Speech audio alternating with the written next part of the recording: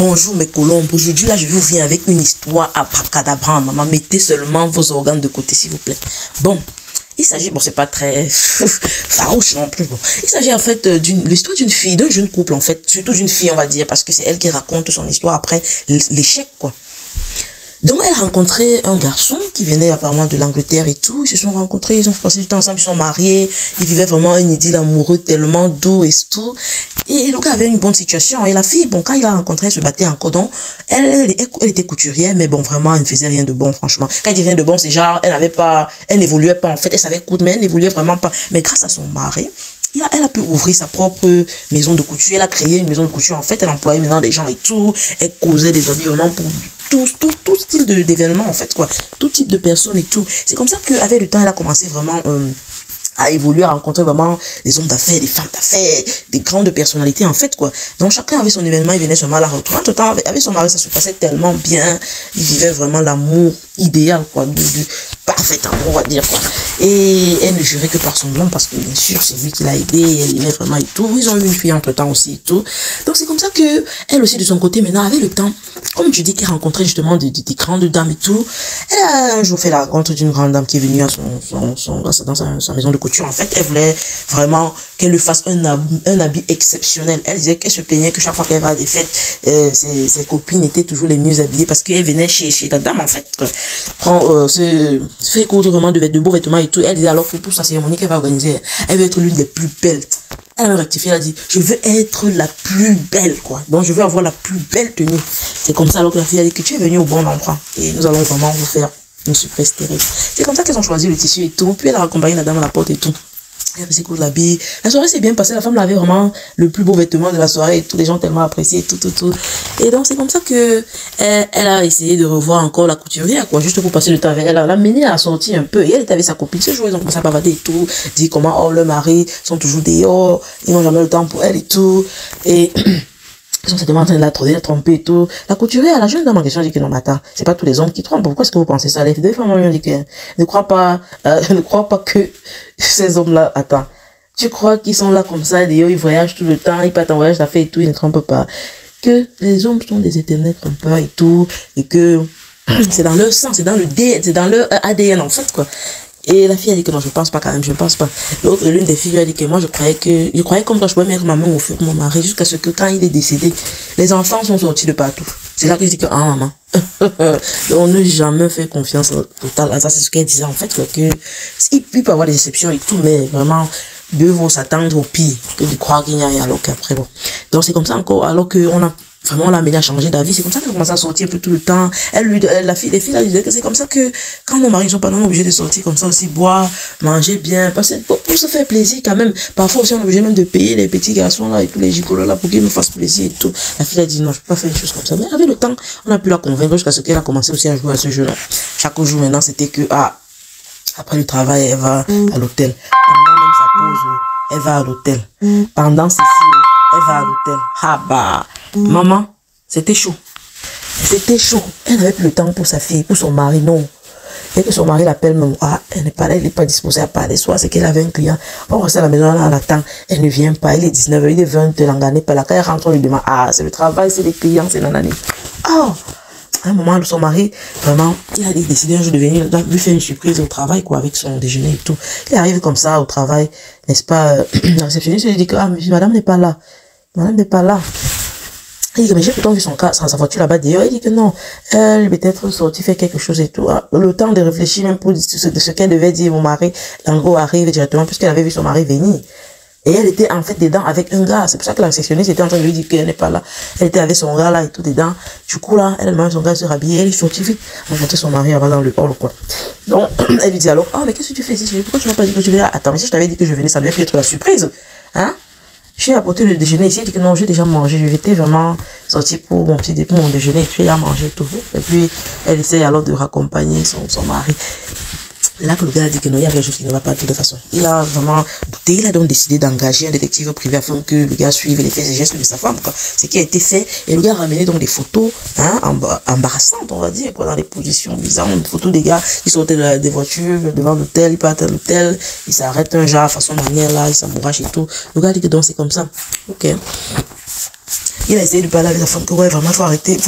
Pourquoi tu parles? Il ne lui a même pas fait comprendre qu'il savait. Mais il a seulement dit que ce n'est pas bien ce que tu fais là. Tu passes plus de temps au boulot maintenant. Tu n'as même plus le temps pour ta fille et moi et tout. C'est pas normal. Il faut vraiment diminuer les heures de travail. Ah, mais chérie, mais j'ai envie d'être, célèbre.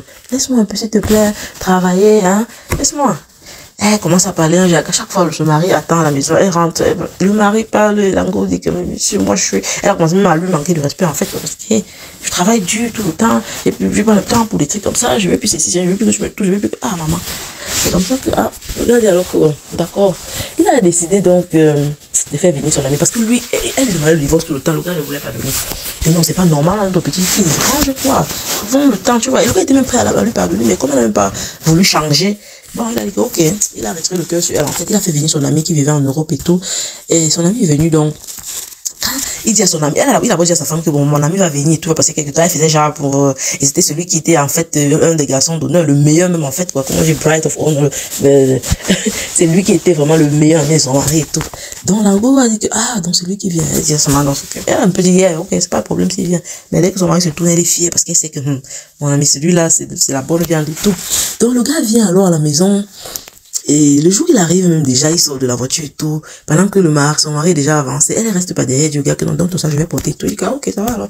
Elle porte le sac, elle commence à le regarder un genre, elle fait les yeux doux. Quand ils sont en train de manger, même, elle prend un fruit là, pendant qu'elle mange, au lieu de manger, elle joue avec le fruit avec la bouche et tout, genre, pour séduire le gars. Mais le gars, il écoute seulement son ami là-bas et tout. Après, maintenant, quand la fille part au travail, le gars dit à sa... Le gars raconte à son mari, alors, à son ami, ce qui se passe en fait. Non, c'est pas ta femme que je connais là. Elle ne peut pas faire une chose pareille. Il dit que je te dis qu'elle peut faire, elle le fait. Plus de temps, lui aussi, il a observé pendant 2 jours. Après, son ami lui a dit que tu sais quoi, moi je ne veux plus vraiment d'elle, puisque elle ne fait que demander le divorce. Et puis je crois que je vais lui accorder ça. Mais avant cela, je vais lui reprendre tout ce que je lui ai donné. Tout. Et même ce qu'elle a, même la richesse qu'elle s'est faite elle-même. Je vais récupérer tout ça. Il a fait donc un plan avec le gars. Le gars est allé commencer au bureau de la fille, il fait comme si bon, il devait lui parler. Il faut arrêter ce que tu fais à ton mari. Tout. Dès qu'il arrive d'abord même au bureau, comme elle a la caméra dans son bureau, elle a vu arriver comme ça, elle s'apprête, elle met les 2 pieds sur la table là, elle boucle les jambes, tout, alors qu'elle avait la jupe, mini-jupe. Le gars entre comme ça, il voit, il est surpris, il saute. Attends, qu'est-ce que tu fais là? Je pouvais être comme ça avec ton mari ou avec quelqu'un d'autre. Du coup, il fait ouvrir la porte de peur que peut-être quelqu'un me voit. Il dit que non, arrête de faire ce que tu fais là. Elle dit que non, moi je vais arrêter ça. Et elle lui dit que mais moi je savais que tu étais seule parce que j'ai la caméra là, déjà la caméra, regarde là-bas la vidéo. Donc, le gars vient alors, il lui dit que arrête de faire ce que tu fais, la femme les pieds et tout, assieds-toi normalement et tout, je veux qu'on parle. Elle dit que non, je veux pas parler, moi je veux seulement que tu me fasses ça, tu sais que tu es trop mignon, j'ai toujours rêvé de toi, pourquoi est-ce que je dois être avec mon mari, alors que c'est toi que je veux et tout. Eh maman. Donc alors, elle a forcé comme ça que le gars s'est dit, comment dire, il était là pour une mission, donc, et c'est comme ça que les gars ont commencé. Dès il est fini, dans sa voiture là. Elle appelle après quand lui il est en route là pour lui dire ce qu'on a fait là, il faut que ça se répète et tout, c'était trop bien, c'était vraiment pas. Le gars dit que, ah, maman, n'est-ce pas, là, ils ont continué, ils ont commencé à vivre ensemble, monter des enfants, tout ensemble, c'est comme ça, elle était à fond dans lui, elle a même abandonné le premier gars, pardon, celui c'était le nouveau pont croustillant et tout. Donc, c'est comme ça que, ils ont donc décidé elle vient que de accélérer la procédure de divorce. Le gars a vraiment accepté, et ils ont divorcé. Donc, elle a décidé de partir au Canada avec ce nouveau gars, et quand ils ont divorcé comme ça, le gars lui a tout légué, tout. Donc, ils ont décidé de partir au Canada, mais maintenant, ils ont décidé de vendre en fait des choses. Son nouveau gars lui a proposé que vendons tous les biens que tu as là, tous les trucs que ton mari t'a laissé, la voiture, tout. Et quand il a laissé comme ça, lui, le gars, son mari a seulement dit que lui veut rester avec la fille. La fille a dit que non, pendant le divorce, non, je veux pas moi. Moi, je veux aussi avoir la garde de partager. Je veux qu'on ait la garde de partager l'enfant. Le gars a insisté que je t'ai donné tous les biens, tout ce que tu voulais. Je veux juste avoir la garde totale de l'enfant, la garde complète. La fille a insisté qu'elle voulait la garde partielle, tu vois. Il a refusé. Jusqu'à pour finir, elle a accepté, car de toute façon, j'aurais parti. Donc, bon. Et c'est comme ça, alors que, après avoir tout vendu, comme elle avait fait tellement confiance au gars qu'elle a mis tout en son, elle lui a légué tout, elle lui a donné accès, power of attorney, comme on dit là. Donc, elle lui a donné vraiment l'accès à tous ses biens et que c'est lui qui devait gérer et tout. C'est comme ça que il vendait tout, il a envoyé l'argent au Canada comme il le faisait croire et tout. Maintenant, le jour où j'ai pour voyager, elle se rend donc dans son ancienne maison, du moins dans la maison, elle se rend chez son mari, quoi. Elle avait la maison, ils avaient déclaré du déménager et tout. Et elle dit qu'elle va aller dire au revoir à son enfant et tout. Le gars dit que maintenant tu es venu vraiment pour dire au revoir, un bisou d'adieu à ton enfant. Et que oui, je vais pas au Canada et tout. Donc c'est comme ça qu'elle dit au revoir à l'enfant et tout. L'enfant dit que maman, le Canada est trop loin, tu vas me manquer. On fait comment pour se voir et tout. Elle dit que non, je vais venir te chercher, je vais venir te rendre visite. Maman est finie comme ça, elle rentre, non, elle est dans sa voiture. Elle appelle maintenant son nouveau gars. C'est comment, j'espère que tu es à l'aéroport et tout. Le gars dit que attends, moi je suis à l'hôtel en train de chiller. Toi, tu me dis quoi? Je suis pas dans l'aéroport. Il dit attends, moi je suis en train de partir vers l'aéroport. J'ai le bagage avec moi et tout. Parlons de blague, même pas, il ne fait même pas qu'on soit en retard là-bas. Qu'on rate notre vol. Il dit attends, mais quel vol? Il n'y a pas de vol, il n'y a pas de voyage. Je ne suis nulle part, moi je suis ici, je ne pars nulle part en fait. Et la fille dit, attends, comment tu peux dire ça? Le gars dit que donc tu croyais vraiment que j'allais laisser mon ami te choisir par rapport à mon meilleur ami, à quelqu'un qui m'a donné une seconde chance dans cette vie-ci. Mais tu es malade toi. Donc c'est comme ça que la go a dit que quoi donc tu m'as joué? Le gars dit que oui, ton mari là voulait te faire souffrir, te faire regretter ce que tu lui as fait. Il a voulu récupérer tous les biens qu'il t'a jamais donné et tout ce que toi tu as pu vraiment créer quoi. Les richesses que tu as pu vraiment créer. Donc c'est ça, elle est calée seulement comme ça. J'étais le téléphone de la voiture, se garer seulement quelque part, sortir, pleurer, ça enroulait partout là-bas, les gens passent sur l'engagement comme une folle.